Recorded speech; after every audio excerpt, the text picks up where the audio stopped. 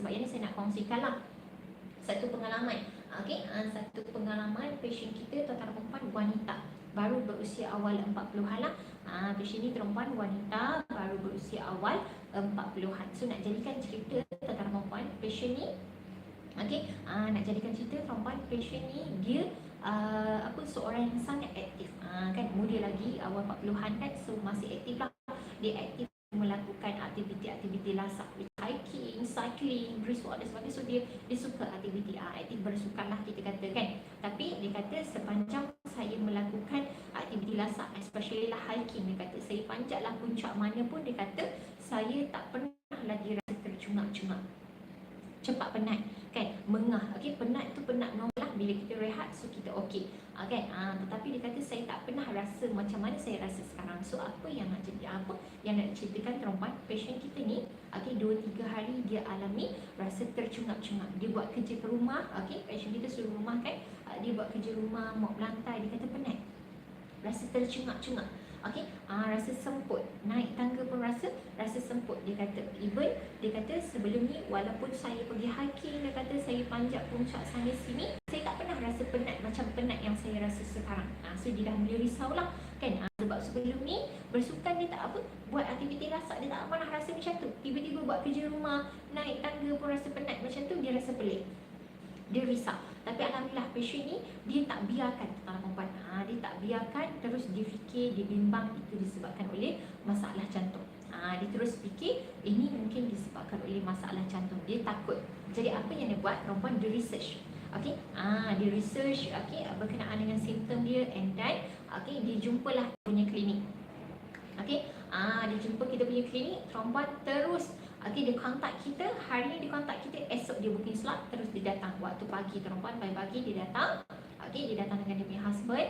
Okey, alright, dia datang, dia berjumpa dengan pakar, so dia kongsikan dia punya simptom dengan kita punya pakar. Dia maklumkan, dia kata sebelum ni saya pergi hiking, saya tak pernah rasa penat yang macam sekarang saya rasa. Okey, dia kata sangat lain simptom dia. Dia kata even nampak macam biasa 2-3 hari ni dia kata tak lama pun, 2-3 hari je saya alami, tapi saya tak boleh duduk diam sebab saya tak pernah rasa simptom macam ni. So dia risau. Alright, dia risau. Jadi bila dikongsikan dekat kita punya pakar perempuan, pakar kita sarankan dia untuk buat pemeriksaan detail jantung lah. Bila mana dikongsikan dekat kita punya pakar perempuan, pakar kita advise dia untuk buat pemeriksaan detail jantung. Buat pemeriksaan detail jantung. So dia pun bersetuju lah. So dia buat ujian darah, dia buat ECG, dia buat scan jantung, dan dia juga buat stress test. Okey, senaman jantung lah, sebab kita nak tengok kan pergerakan jantung waktu jantung bekerja keras, memandangkan pasien ni pun aktif. Okey, so bila dia buat all the procedure tuan-tuan perempuan, result dia tuan-tuan perempuan, pakar kita dapat detect ada blockage dekat dia punya salur darah. Okey, daripada prosedur tersebut pakar kita dapat detect ada blockage dekat dia punya salur darah. Cumanya kita tak tahu dekat mana blockage, dan kita tak tahu berapa persen, tapi memang ada blockage.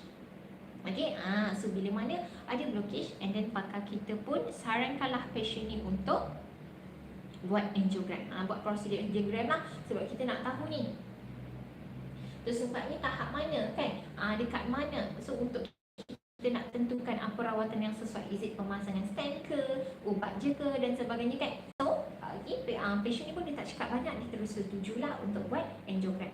So bila mana buat angiogram perempuan dalam masa yang terdekat juga, prosedur ni memang smooth perempuan, berjalan dengan sangat lancar sebab pasien ikut je saranan doktor. Memang pasien ni dia memang berserah 100% kepada pakar. Yang mana buatlah apa pun asalkan saya dapat jawapan. Lebih kurang macam itulah. So dia buat angiogram dalam masa yang terdekat. Perempuan bila result angio keluar, perempuan result dia sangat-sangat mengejutkan perempuan. Sebab apa mengejutkan perempuan? Dia cuma ada simptom cepat penat, mengah, semput perempuan. Tapi apa yang kita dapat daripada result angiogram tuan-tuan perempuan, jantung dia tersumbat di tahap yang kritikal. Dia cuma rasa cepat penat, mengah, tercungap-cungap naik tangga, buat kerja mop lantai rasa penat. Tapi perempuan bila buat angiogram, kita dapat detect jantung dia di tahap yang kritikal. Kita dapat detect jantung dia perempuan di tahap yang kritikal, yang mana ketiga-tiga salur darah dia, 2 salur darah 90% tersumbat perempuan. Bayangkan Dan satu lagi salur darah dia dah 100% tersumbat. Okey, satu lagi salur darah dia tuan-puan dah 100%